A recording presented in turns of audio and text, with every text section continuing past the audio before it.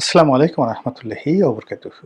সম্মানিত দর্শক, আপনাদের যাদের বয়স ৫০ থেকে ৬০ বছরের মধ্যে এবং আমার মতো যারা শৈশব গ্রামে কাটিয়েছেন, তারা মোরল্লে সবাই শুনেছেন ময় মুরব্বী দাদা দাদির কাছ থেকে কতগুলো কথা। চুল কি বাতাসে পেকেছে, বা হাওয়া খেয়ে কি আমরা বুড়ো হয়েছি, দেশে আসলে কলিকাল, ছাগলে চাটে বাঘের গাল, কত কিছু দেখলাম, হায়রে কলিকাল, কিসে কি হচ্ছে, বেগুন গাছে, মানে এই সমস্ত নানা রকম যে প্রবাদ, যে সেই প্রবাদগুলো যারা শুনেছেন,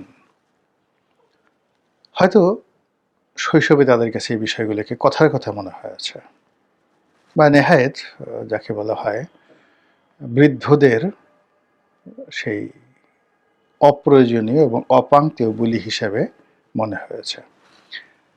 কিন্তু যারা এই সময়টিতে সে গত ১৭ মাসে যাদের বয়স ৫০ থেকে ৬০ বছরের মধ্যে হয়েছে, জীবনযুদ্ধে যারা কিছুটা অভিজ্ঞতা অর্জন করেছেন এবং গত সেই ২০, ২৫, ৩০ বছরের রাজনীতির উত্থান পতন দেখেছেন, তারা যদি গত ১৭ মাসের রাজনীতির যে পরিবর্তন, রাজনীতির যে ঘটনা প্রবাহ এবং রাজনীতিতে যা কিছু ঘটেছে সেই বিষয়গুলো এখন মনে করার চেষ্টা করেন, এবং তার সঙ্গে সঙ্গে বিভিন্ন জিনিস দেখার পরে আপনাদের মনের মধ্যে যে প্রশ্নগুলো এসেছিল সেই প্রশ্নগুলোর সঙ্গে শৈশবের সেই ময় মুরব্বীদের কথাগুলো একটু স্মরণ করেন, দেখবেন মিলে গেছে। যখন হঠাৎ করে একেবারে অনেকগুলো নতুন রাজনৈতিক মুখ এসে আপনাদের সামনে হাজির হলো, গাল ঝুলিয়ে, ঠোঁট ঝুলিয়ে, তারপরে মাথা ঝাঁকিয়ে, বাবরি দুলিয়ে আপনাদেরকে নানা রকম ওয়াজ নসিহত করা শুরু করলো। আপনারা তখন অনেকেই বলেছেন যে পুরন পাগলের ভাত নেই, নতুন পাগলের আমদানি। সাহস করে অনেকে প্রকাশ করতে সাহস পাননি। তারপর অনেকে বাধা দিতে পারেননি, কিন্তু এই দৃশ্য দেখে আপনাদের অনেকেরই অঙ্গ জ্বলে গেছে, মেজাজ গরম হয়ে গেছে যে কি হচ্ছে। তারপর আপনারা কতগুলো শব্দ শুনেছেন, কতগুলো বাক্য শুনেছেন যাদের হাতে ক্ষমতা রয়েছে, সেই বাক্যগুলো শোনার পর আপনাদের রাগ হয়েছে, মেজাজ গরম হয়েছে, সারা শরীরে চুলকানি হয়েছে। সুসরার পাতা ঘষে দিলে যেভাবে মানুষের শরীরে চুলকানি হয়, গত ১৭ মাসে এরকম অনেক দৃশ্য, সেই অনেক দৃশ্য আপনারা দেখেছেন, শুনেছেন, যেগুলো শোনার পরে বিরক্তি আপনাদেরকে রীতিমতো বৃদ্ধ বানিয়ে ফেলেছে। এই সমাজে এই শব্দগুলো ছিল না। ডাস্টবিন, পলিথিন আপা, এই শব্দগুলো কখনোই ছিল না। আরো কত রকম আজে বাজে শব্দগুলো এই সমাজে অনেকের জন্য অপরিহার্য হয়ে পড়েছে। তো যেটা বলছিলাম যে গত ১৭টি মাসে আমাদের হাজার বছরে যে রাজনীতির কৃষ্টি কালচার, সেই কৃষ্টি কালচারে এদেশে কি করা সম্ভব, অর্থাৎ একজন রাজা কি করতে পারেন, এবং আমাদের জনগোষ্ঠী বিভিন্ন পরিবেশ পরিস্থিতিতে কি ধরনের রাজনৈতিক আচরণ করে, কখন বিদ্রোহ করে, কখন বিপ্লব করে, কখন সফল হয়, কখন ব্যর্থ হয়, এটি মোটামুটি সেটেলড। নতুন করে রাজনীতির একজন ছাত্র হিসেবে, ইতিহাসের একজন ছাত্র হিসেবে আমি যেটা বলতে পারি, এই বাংলাদেশে রাজনীতির অঙ্গনে নতুন কোনো কিছু ঘটবে না, ঘটার সম্ভাবনা নেই যেটি অতীতে ঘটেনি। শুধু স্থান কাল পাত্র ভেদে কিছু ব্যতিক্রম ঘটনা ঘটবে, কিন্তু মানুষের যে আকাঙ্ক্ষা, আশা, এবং সেই আশা আকাঙ্ক্ষা অনুযায়ী তাদের যে বিদ্রোহ, প্রেম, ভালোবাসা, রাজনীতিকে আঁকড়ে ধরা, ক্ষমতার পট পরিবর্তন ইত্যাদি বিষয়ে নতুন প্রেক্ষাপট রচিত হতে পারে। যেমন একটা সময় যখন সরকারের বিরুদ্ধে যুদ্ধ করা হতো শত শত বছর আগে, যেমন তিতুমিরের বাঁশের কেল্লা, তো তিনি ওই সময় একটা বিরাট দুর্গ তৈরি করে ফেলেছিলেন বাঁশ দিয়ে। আর তার যারা বাহিনীর সদস্য ছিলেন ইংরেজদের বিরুদ্ধে, তারা যুদ্ধ করেছিলেন, এবং সেই যুদ্ধের 90% অস্ত্র ছিল তাদের লাঠি। অল্প কয়েকটি তলোয়ার ছিল, বেশ কয়েকটি ঘোড়া ছিল।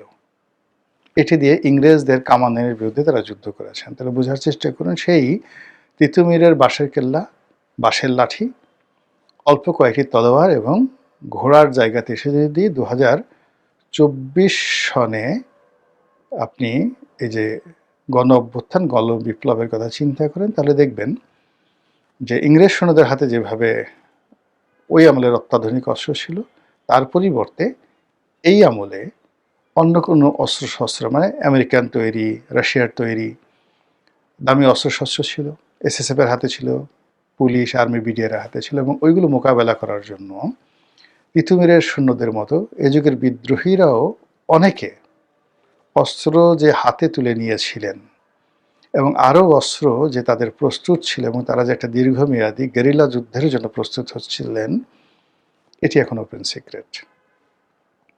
এই এতটুকুই পার্থক্য। মানে কিন্তু ওই যে তিতুমিরের যে আকাঙ্ক্ষা ছিল আর এই যুগের বিপ্লবীদের যে আকাঙ্ক্ষা ছিল, এইগুলোর মধ্যে 19-20 নেই।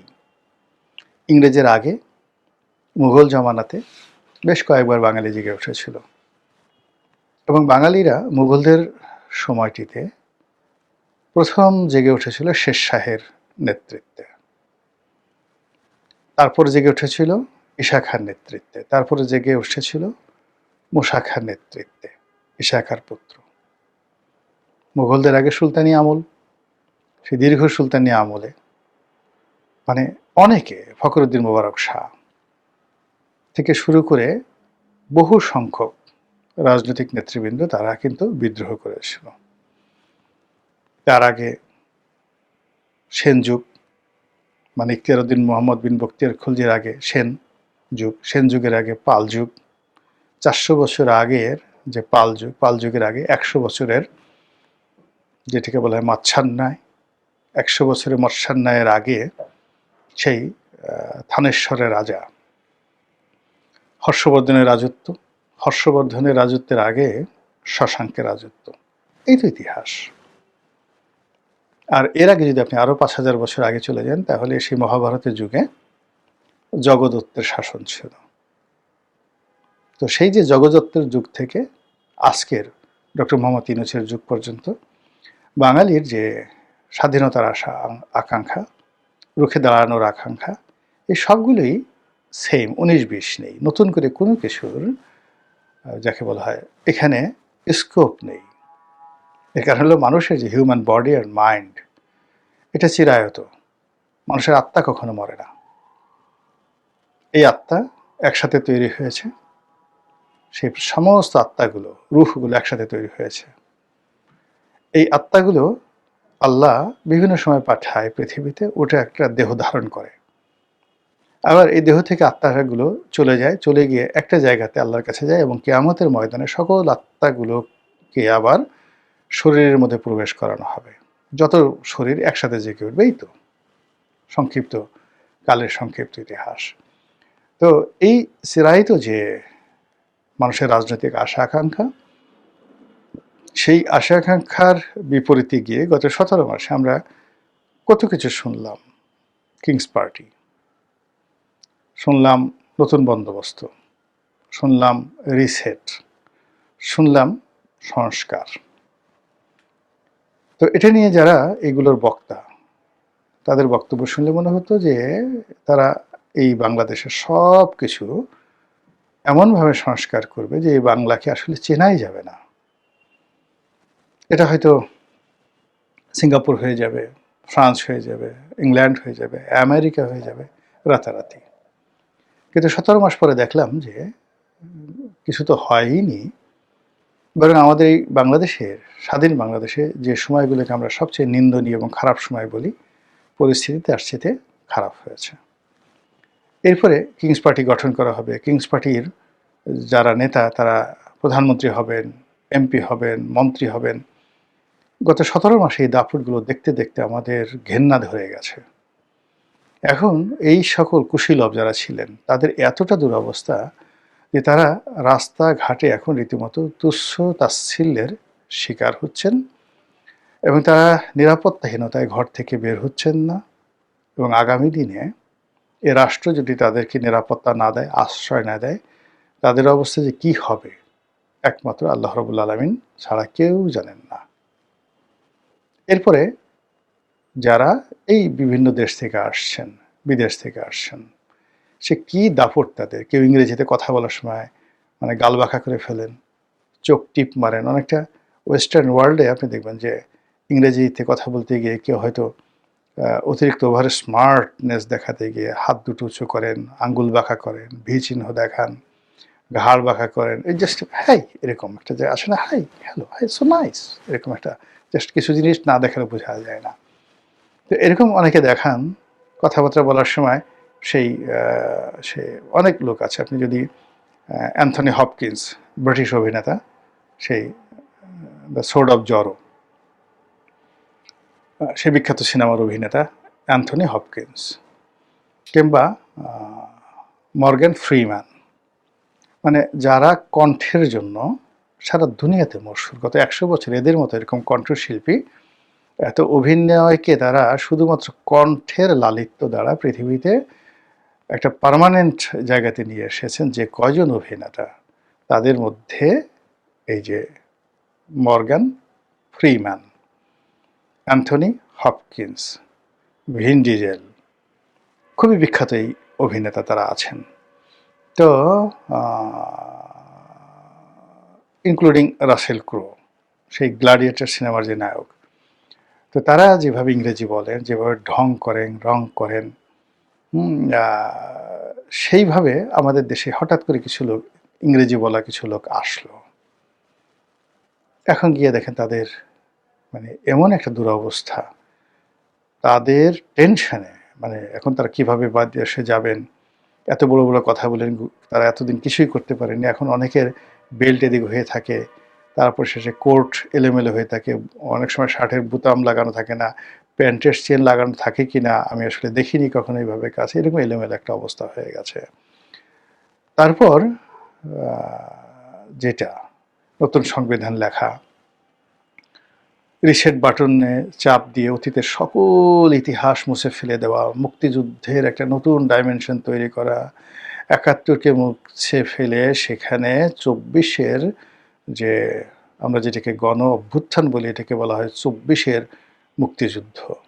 সেই ২৪-এর মুক্তিযুদ্ধকে প্রতিস্থাপন করা এবং জুলাই আগস্ট বিপ্লবের যেই মাহাত্ম্য, সেই মাহাত্ম্যকে কাজে লাগিয়ে একটি বিপ্লবী সরকার গঠন করে এই দেশটিকে রীতিমতো একটি স্বর্গোদ্যান, স্বর্গের বাগানে রূপান্তরিত করার যে বড় বড় বুলি গত ১৭ মাসে যারা দিয়েছেন, এখন আজকের এই দিনে যাদের সকলের করুণ দশা দেখলে আমাদের যারা সাধারণ মানুষ রয়েছে, আমাদের মধ্যে যাদের একটু দিল নরম, মন নরম, তাদের অনেকেরই মায়া লাগে। অনেকের মনে হয়, ইস, এই লোকগুলো এই কয়দিন এত কথাবার্তা বলেছে, এখন আমাদেরকে দেখলে তো ওদের লজ্জা করবে। এজন্য আমরা যেন ওদের মুখোমুখি না হয়, এজন্য আমাদের উচিত বোরকা পরা, হিজাব দেওয়া, যেন পর্দা করা, যেন আমাদেরকে দেখলে ওদের শরম না লাগে। কারণ আমরা তো আসলে বাঙালি যে নেশন, বেশিরভাগ মানুষ হলো ভদ্রলোক, কাউকে বিব্রত করতে চায় না, কারো সঙ্গে ক্ল্যাশ করতে চায় না, এবং ক্ষমতা যাদের হাতে থাকে তাদেরকে আমরা সম্মান করি। তো সেই দিক থেকে ১৭ মাসের যারা ক্ষমতাধর যারা লোকজন রয়েছেন, তারা এখন এই নতুন অবস্থাতে পড়ে না দক্ষিণে যাবেন, না উত্তরে যাবেন, না পূবে যাবেন, না পশ্চিমে যাবেন, না ইংরেজিতে বলবেন, না বাংলায় বলবেন, না আরবিতে বলবেন, না দিল্লিতে যাবেন, না পিন্ডিতে যাবেন, না বেইজিংয়ে যাবেন, না ওয়াশিংটনে যাবেন, সব দিক হারিয়ে মানে এমন একটা অবস্থা হয়ে গেছে যে একটা মানুষকে যদি আপনি অনেকক্ষণ ধরে ঘুরান, একটা লাঠিমের মতো ঘুরান, তারপর ছেড়ে দেন, ও দেখবেন যে ঘুরতে থাকবে এবং ঘুরতে ঘুরতে চিত হয়ে পড়ে যাবে। তো এখন এই ১৭ মাসের যারা কুশীলব, তারা বেশিরভাগই ওইভাবে ঘুরছেন লাঠিমের মতো। ঘোরার পরে শেষ পর্যন্ত তারা দাঁড়িয়ে থাকতে পারবেন, নাকি ওই যে আমাদের শৈশবে আমরা নিজেরা যখন ঘুরতাম, ঘুরতে ঘুরতে একটা সময় আমরা একেবারে চিত হয়ে পড়ে যখন আকাশের দিকে তাকাতাম, মনে হতো দুনিয়াটা ঘুরছে। এখন এই কুশীলবরা কি দাঁড়িয়ে থাকতে পারবেন, না ওইভাবে চিত হয়ে পড়ে দেখবেন যে সারা দুনিয়া ঘুরছে? সেটা সময় বলে দেবে। আসসালামু আলাইকুম রহমতুল্লাহি ওয়া বারাকাতুহু।